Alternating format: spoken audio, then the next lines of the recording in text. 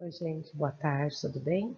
Hoje nós vamos fazer a correção do capítulo 1 de História, que foi feita naquela segunda semana após o retorno da aula, né? E aí é importante que vocês estejam com o livro, o caderno de vocês em mãos, que revejam as questões, vejam onde erraram, para tentar entender e compreender qual foi o erro que cometeu, né?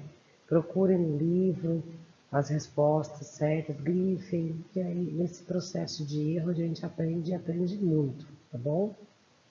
Então, a primeira questão aí que tinha é elabore frases com os termos apresentados a seguir. Então, na letra A, tinha o termo caçadores-coletores, nômades, deslocar, né, que é a mesma coisa que andar, sair, região, alimentos e sobrevivência. Então, aqui tem uma sugestão de frase que tenha sentido, de vocês provavelmente deve ter ficado parecida, mas não necessariamente idêntica, né? Os caçadores-coletores tinham um estilo de vida nômade, né? Que eles caçavam, eles colhiam alimentos. Isso que era caçadores-coletores, que caçavam e colhiam alimentos. E eles tinham um estilo de vida nômade e tinham que se deslocar, tinham que sair de um lugar para o outro, de uma região para outra, em busca de alimentos para a sua sobrevivência. E isso fala no texto, né, em relação à vida nômade, né? Que eles eram nômades justamente por isso, que colhia num determinado lugar, a plantação leva um tempo para ter novamente, então eles iam para outras regiões em busca de alimentos. Caçavam, né, às vezes ficava escasso aquele tipo de caça ali, ia para outra região atrás de outros alimentos. A letra P. Agricultura, criação de animais, sedentarização e grupos humanos. Se vocês olharem lá na questão da sedentarização, vocês vão conseguir, né, formar frases com essas palavras. Porque, ó, para vocês verem, uma sugestão. O desenvolvimento da agricultura, quando se desenvolveu a agricultura, começaram a perceber que dava para colher e plantar, e a criação de animais, tornou-se possível a sedentarização, né, dos grupos humanos. Os grupos humanos começaram a ficar sedentários quando perceberam que podiam fazer agricultura e criação de animais, não precisava ficar se deslocando, caçando e coletando. Eles podiam ali mesmo ter os seus alimentos, né? Então, se vocês olharem lá na parte da sedentarização, vocês vão ler essa mesma fala com outras palavras, talvez. A letra C. Concentração, população, cidades, especialização e comércio.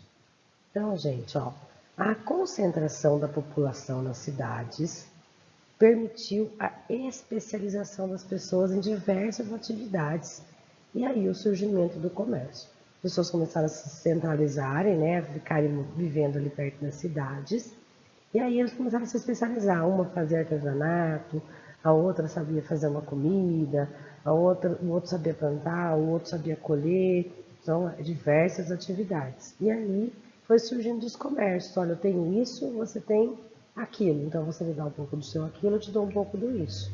Né? Foi aí que surgiu os primeiros comércios que falam no livro, no capítulo que a gente leu. Na questão 2, pede que escreva no caderno a letra que corresponde à frase adequada para completá-lo. Então, aí nós temos uma tabela com a causa, o fato e a consequência. O que causou esse fato e qual foi a consequência disso. Então, a primeira aí, ó, a primeira, o correto seria a letra A, né?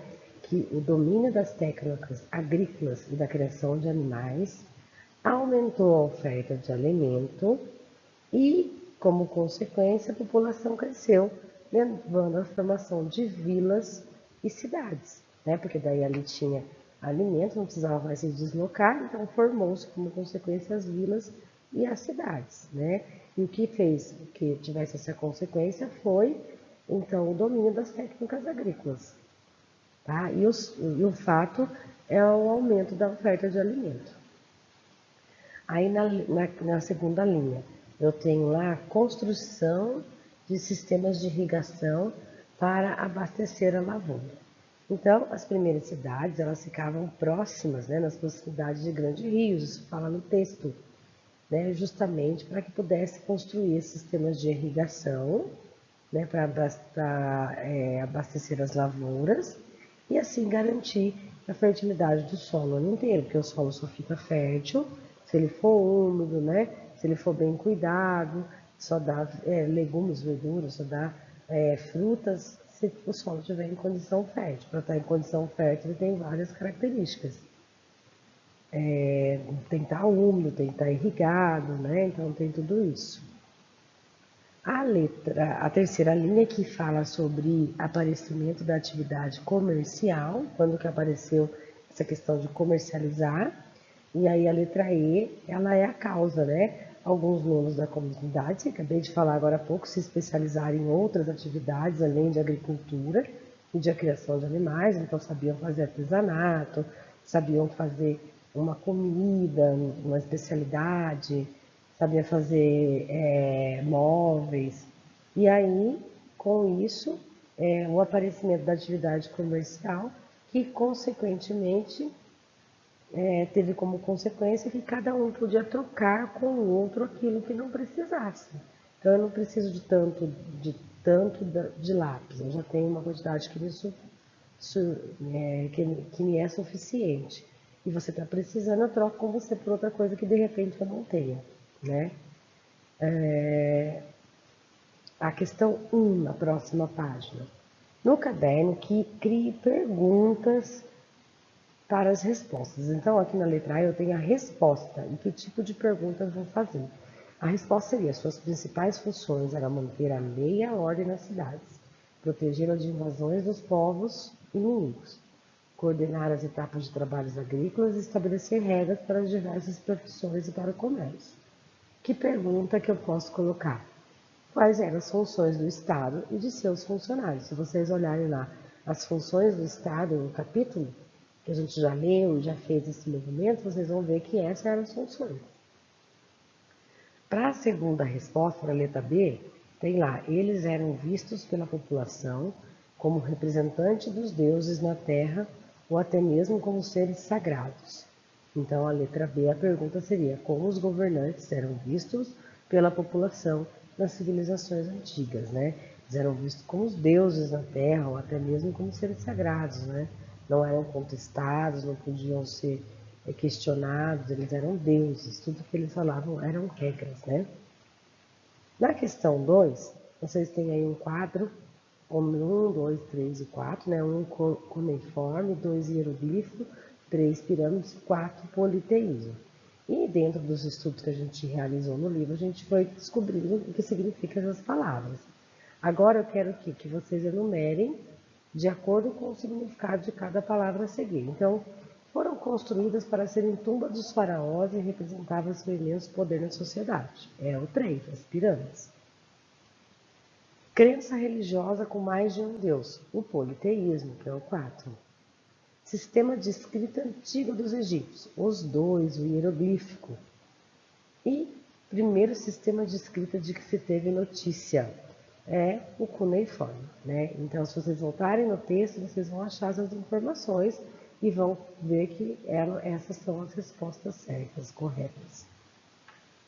Continuando aqui, nós temos: leia a notícia, observe a imagem e responda as questões. Então, não basta só ler, tem que observar também a imagem.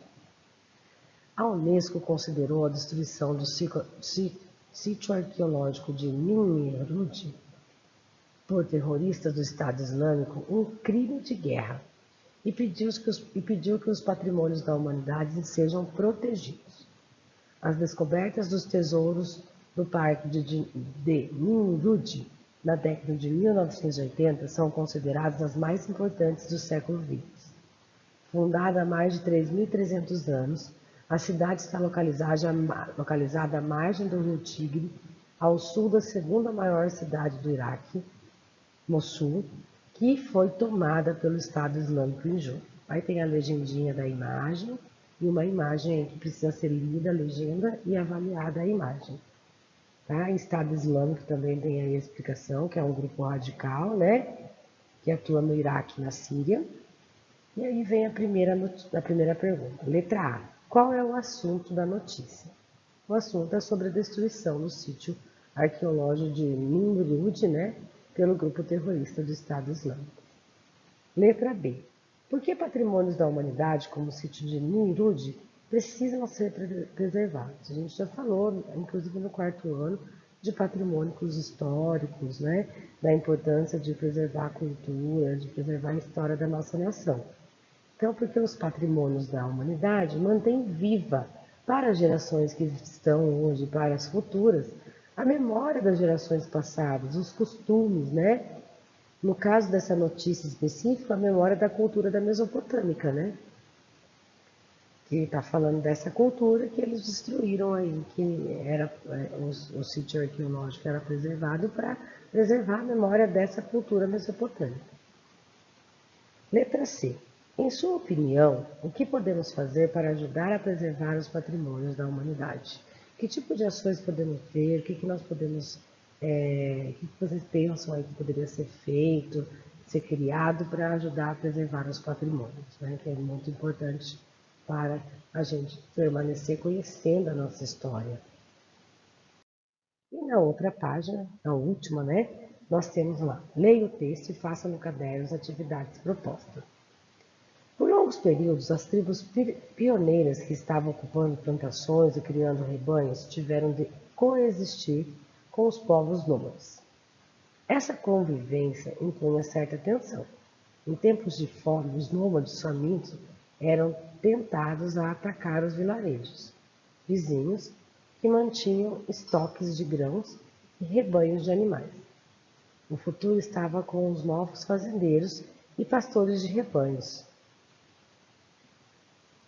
Ter acesso ao celeiro em tempos de fome era possuir um patrimônio que nenhuma tribo na era nômade poderia possuir.